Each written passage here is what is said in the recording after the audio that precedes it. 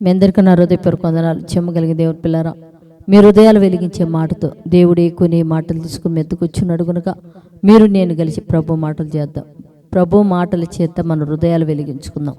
మన హృదయాలు వెలిగించబోయే ముందు రాత్రికాలం నుంచి మిమ్మల్ని, మీ కుటుంబాలని, మమ్మల్ని కూడా జ్ఞాపకం చేసుకొని ఎన్నో మేలు ఉపకారాలు చేసిన దేవుడికి వందనాలు తెలియచేసుకుంటూ, ఈ దినం దేవుడు ఏ మాటలు చేత మన హృదయాలు వెలిగించాలని ఈ మాటలు తీసుకొని మన ఎద్దుకొచ్చున్నాడో ఆ మాటలు ఒకసారి మనం ధ్యానం చేసుకోగలిగితే దేవుని పిల్లారా, సంఖ్యాకాండము 35వ అధ్యాయము 34వ వచనంలో నేను మీ మధ్య నివసించుచున్నాను అంటే దేవుని పిల్లారా మన మధ్య నివసించాలని ఆశపడుతున్నాడు.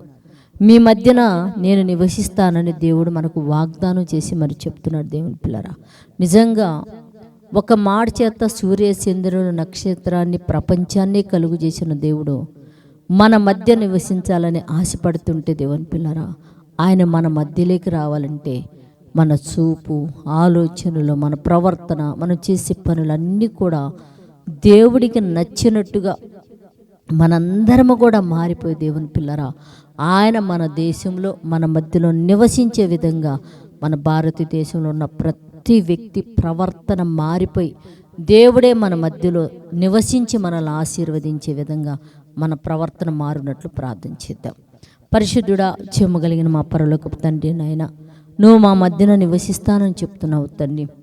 అవునయ్యా, మా దేశంలో మీరు నివసించండి, మా మధ్యలో మీరు నివసించండి తండ్రి. మీరు మా దేశంలో మా మధ్యలోకి వచ్చినప్పుడు మా చూపు, మా కళ్ళు నా తండ్రినైనా, మా ప్రవర్తన, మా ఆలోచనలన్నీ మారిపోయిన తండ్రినైనా, నిన్ను ఎల్లప్పుడూ కూడా మా దేశంలో ఉన్న ప్రతి కుటుంబం నిన్ను అంగీకరించి నిజరక్షకుడిని యేసయ్యను అంగీకరించి తండ్రి నిన్ను చేర్చుకుండే భాగ్యం గురించి సహాయం చేయమని అడుగుతున్నాయినా.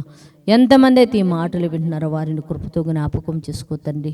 బిడ్డల రాకపోకలో దయచూపండి నాయన. బిడ్డలు ఉద్యోగాల నిమిత్తం, చదువుల నిమిత్తం, వ్యాపారాల నిమిత్తం, చేతి పనుల నిమిత్తం బయటికి వెళ్ళి క్షేమంగా సాయంత్రానికి చేరి కుటుంబంతో కలిసి నేను ఆత్మతో సత్యంతో ఆరాధించి నీ వలన ఆశీర్వాదం పొందే కుటుంబాలుగా మార్చి మీరు మహిమ పొందమని మా రక్షకుడు నీ కుమారుడు అనేసే పరిశుద్ధ నామములో ప్రార్థన అడుగుతున్నాము తండ్రి.